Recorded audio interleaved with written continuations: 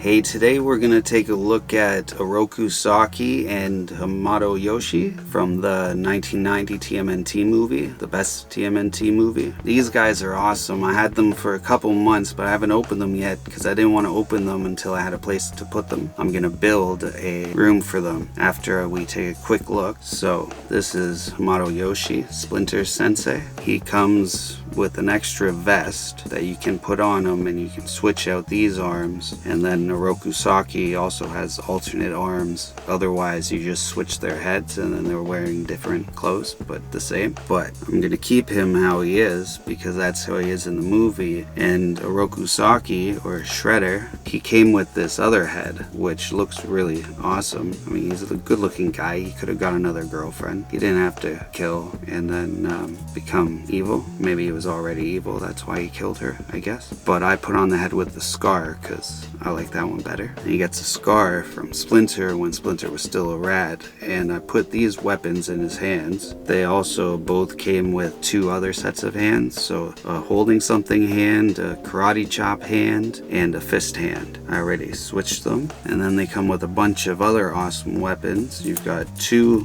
black bow staffs, two battle axes. They're dope. I'm gonna put them on the walls after I make the walls. Two nice swords, and then two nunchucks. One doesn't open, it's just a short string of plastic. You can move it a bit.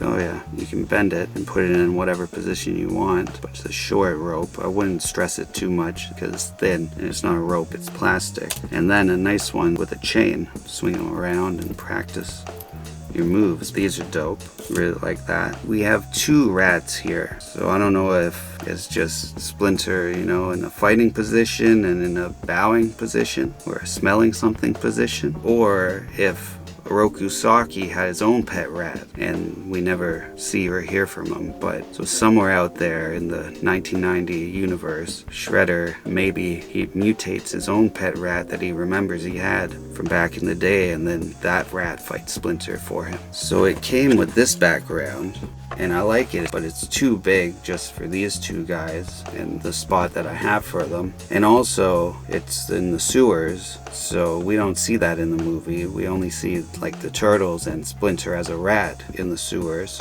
not these guys, so I wouldn't put them there, but I like it. And then we have this cage for the rat, one rat, or maybe you could fit two, but there's a peg for one. Thing is, I haven't been able to open this. Haven't figured out how to open this. I don't think it even opens, but anything I do, I feel like it's gonna break if I try. You think maybe the bottom comes out. There's like a fake lock there, but it's just plastic, molded to plastic. Does it open? Did it come with the key and I lost the key? I don't think so. Let me know if you know how to open this, or if I just got one that doesn't open, because I'm lucky. Alright, it's time to build the home. So in my mind, in my memory, I was thinking it's a whole wood room when the flashback scene happens, but I wanted to be sure and I couldn't find any pictures on Google, so I watched the movie and it's not a wood room, it's the flashback, so everything's black except them and the floor. The floor is not black, it's a wood floor, so I did remember the wood part. And I have a bunch of craft wood. But first, I'm going to switch these cameras over to time-lapse so we can get through it in a reasonable amount of time.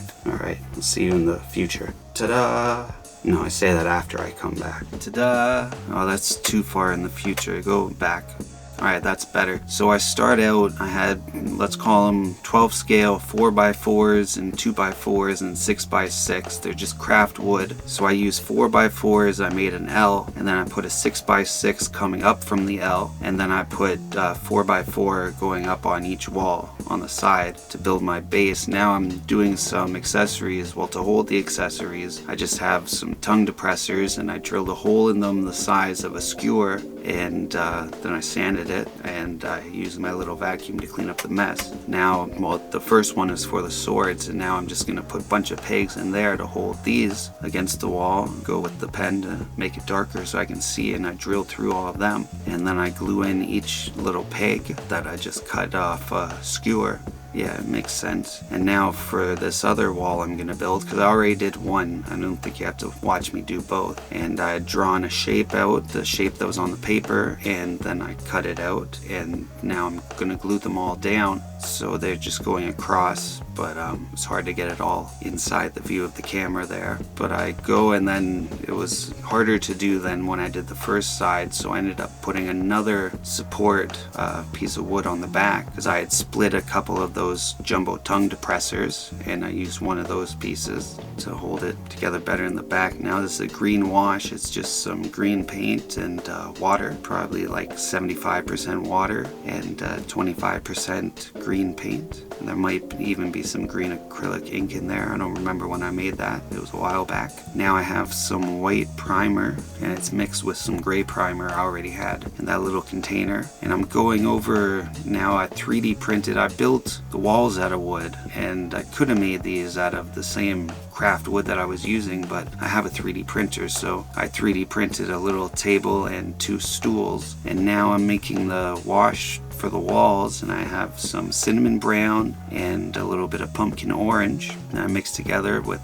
probably 1/3 paint, 2/3 water. And that wasn't watery enough because I want it thin, so all the wood grain is going to show through, so it's more of a stain than I'm painting it. And then I mixed a bunch more water, and it goes on easy and spreads out easy. You don't want to leave it too thick, but in some spots thicker than others. That just makes it look more natural. And I let that dry for a bit, and then I glue on the weapon racks. And then I have some black wash. I'm just going in some of the cracks and corners, and just add some more detail, make it darker in the spots that I think it would be darker naturally. And then that fell off, so because the part I stuck it onto, it was a little curve, that tongue depressor from when I cut it, so I put it on a popsicle stick on the back of that, and then glued the popsicle stick because it was thinner. It went on better. Then I used that same brown wash that I used on the walls. I used it on the table and chairs that I went over with the primer. When I went over with the primer, I didn't try to do it like a perfect job because I want some spots lighter and darker. Then I go with the raw sienna,